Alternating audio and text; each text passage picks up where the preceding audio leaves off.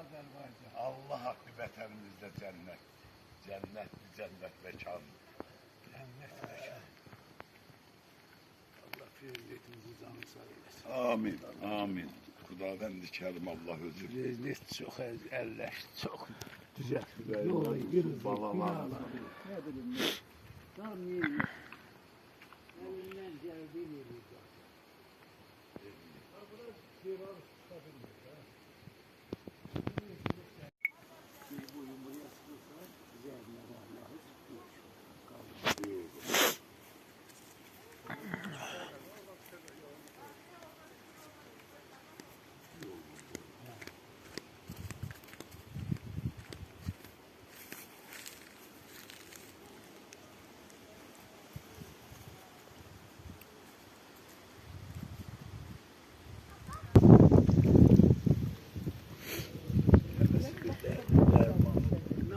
İsti olub, çox yerdə su quruyubdu, ancaq buradan qurumadı gəldi.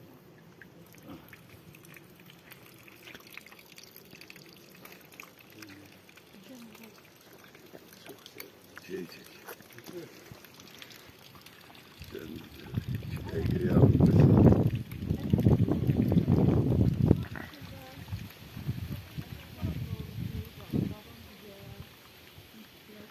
Allah köməyi olsun, rəhmət eləsin. Bax belə, kulaqları düzəldir yaşadanlara. Amin.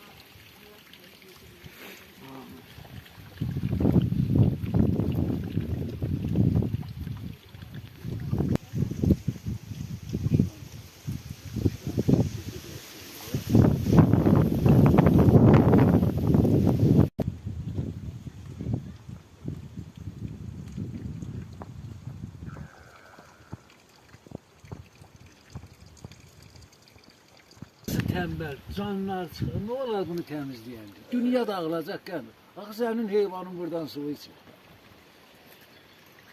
Buna bak.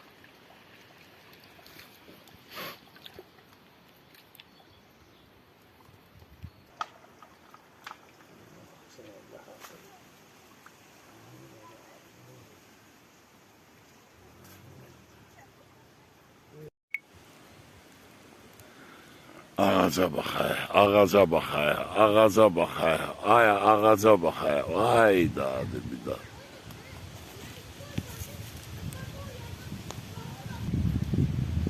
daha. Açığını deyim ki, doğrudan da biraz qorxdum, çox dərinə getməyə. Çox maraqlı meşədir ha. Yerdə də çıxacaq dizləndi. Baxmadı. Adamın ağlına 100 fikir gəlir, birdən ki, ilan çəyin olar, nə olar, hər şey ola bilər. Ona görə də elə buradan yekunlaşdırdım. Amma Allah hamd olsun, buna bax,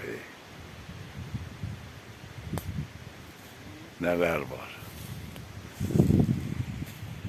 Təbiətin gözəlliyi buradadır, Azərbaycandadır yəni.